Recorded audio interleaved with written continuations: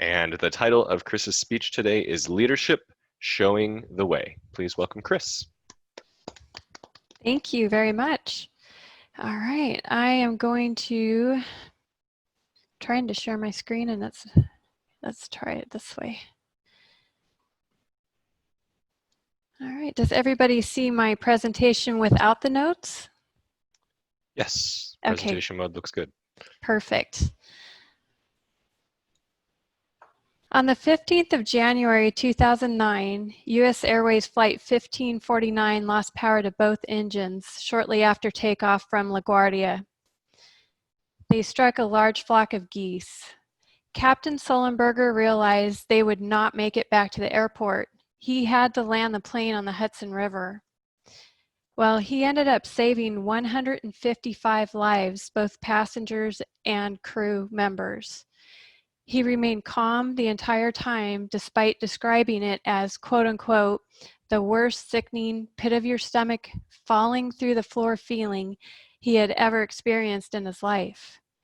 He was the last to leave the plane after ensuring that nobody was left behind. This, fellow Toastmasters, is what we call a leader. Leader or manager? There's a need for both, but I know my choice is to aspire to be a leader. A leader focuses on people, whereas a manager focuses on things or tasks. A leader focuses on doing the right things, whereas a manager focuses on do the things right. A leader inspires, influences, and motivates, whereas a manager plans, organizes, and directs. During this presentation, I will talk about what I learned about my leadership style, what leadership styles I don't currently embrace, but I am interested in learning about, and lastly, the styles that don't really suit me.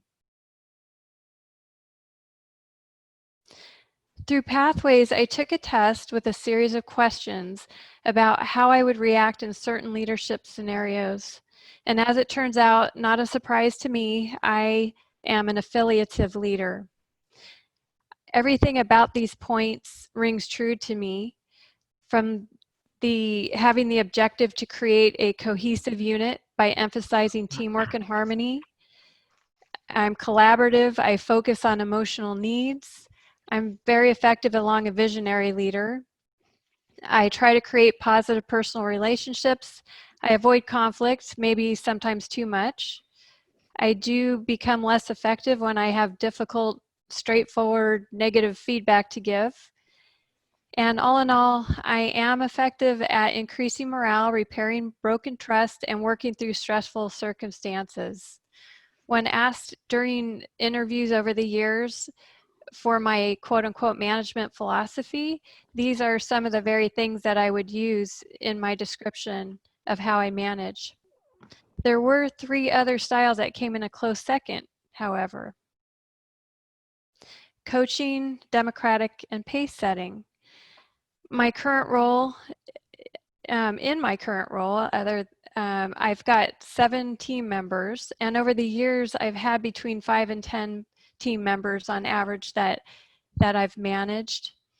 And I believe that coaching, democratic, and pace setting are in second position because I've learned over the years to move in and out of these styles depending on who I'm dealing with. The nature of accounting is precision and deadline driven. So coaching can arise when somebody doesn't understand a concept. For example, somebody who is entering payables and putting in coding may not know how the coding affects the financials, and that's where coaching comes into play. Democratic goes hand in hand with affiliative. I believe accounting is a bit restrictive, so when there is an opportunity to bring others in on decision making or problem solving, I do take advantage of it. I do so more now in my career than I did in the past because I found that talking through different issues really brings to light so many more solutions and things that I would never think up by myself. Pace setting crops up because the nature of accounting is very deadline driven. I'm the first to roll up my sleeves and help to do whatever it takes, but I do demand that of others as well. After I researched some of the leadership styles that that did not place well in my test, I found that the innovative style of leadership was something I would aspire to be. This is a style that came in, I had two that came in last, so it was one of the styles that came in last. And the innovative leader needs to have a powerful imagination and excellent communication skills. He or she also needs to have confidence in his or her team and their ability to work together to achieve whatever dream they have. The innovative leader is not a micromanager. In the line of work I do, there's not that much room for these big grand ideas, and I think that's probably why this style came in last, but there is room to get creative. For example, we have a few foreign entities that we're going to transition over onto our current accounting ERP system this year, and we also have some acquisitions on the horizon, and there's always room to get others inspired to come up with ways of making projects such as these more efficient and effective, while also motivating others and teaching them along the way. I do believe I have taken a step towards this style of being innovative just by increasing my communication skills through Toastmasters. I now need to exercise my creativity muscle.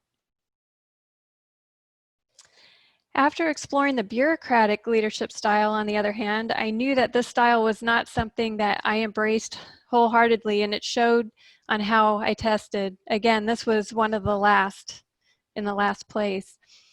I know there are aspects of this style that are intertwined in my current leadership style because of the nature of finance and accounting. There has to be structure. However, I think this type of leader does better when strict adherence to the rules and regulations gets the results that they are seeking. What comes to mind in this type of a leadership style would be a company or somebody that works with hazardous materials. So if they don't adhere by the rules, then there's harm, or maybe a military environment, things along those lines. There's definitely a place for this type of leader, but it's not for me. To sum things up, when it comes down to it, a blend of all leadership styles and the ability to know when to transition between them is a talent in and of itself. I believe leadership is not about titles, positions, or flowcharts. It is about one life influencing another. Thank you.